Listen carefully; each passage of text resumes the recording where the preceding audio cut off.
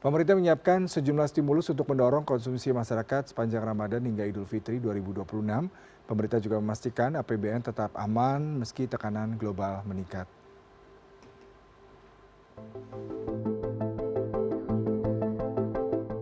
Pemerintah menyampaikan sejumlah stimulus yang telah disiapkan untuk mendorong konsumsi masyarakat sepanjang Ramadan hingga Idul Fitri 2026.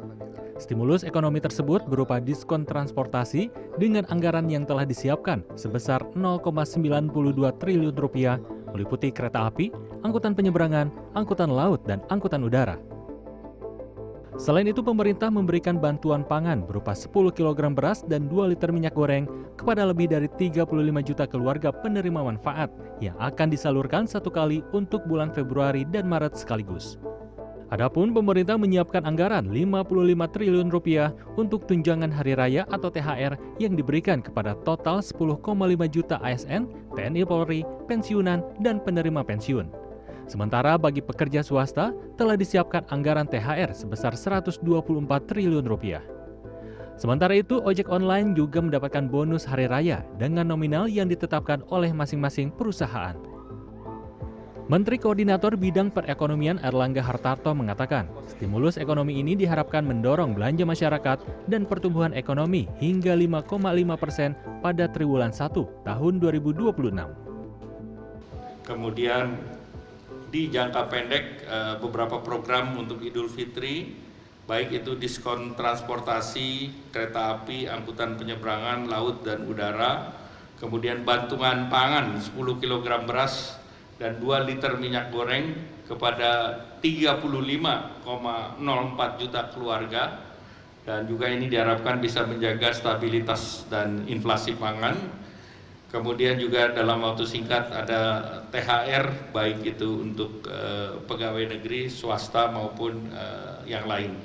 Nah, stimulus ini diharapkan kuartal pertama kita bisa genjot perekonomian. Kita tahu selama bulan Ramadan ataupun di bulan puasa konsumsi akan meningkat dan targetnya minimal kita mencapai 5,5% di Q1. Dalam diskusi Indonesia Economic Forum 2026, Wakil Menteri Keuangan Juda Agung menegaskan APBN dirancang dengan prinsip kehati-hatian, disiplin, dan fleksibilitas. Defisit dijaga di bawah 3%, sementara rasio utang terhadap PDB berada di kisaran 40%, masih jauh di bawah batas 60%.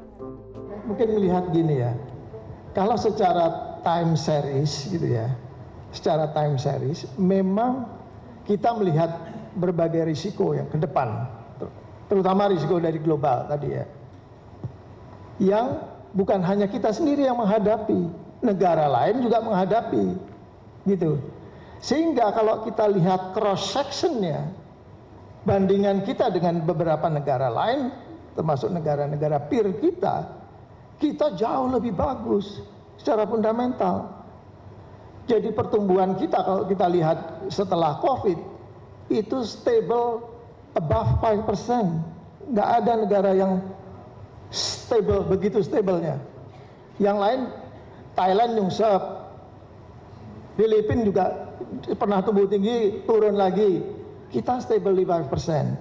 Inflasi 2,5% plus minus 1%. Gitu ya, kita masih dalam range yang itu.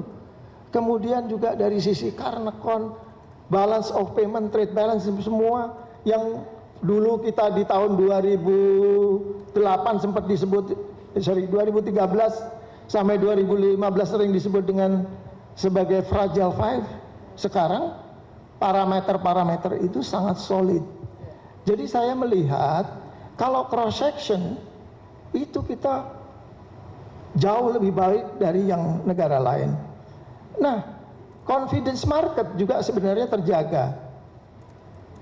Di tengah kemarin Moody's menurunkan outlook kita negatif, dan minggu lalu kita mengeluarkan bonds itu dengan yield yang sangat bagus, itu menunjukkan sebenarnya market confidence dengan kita.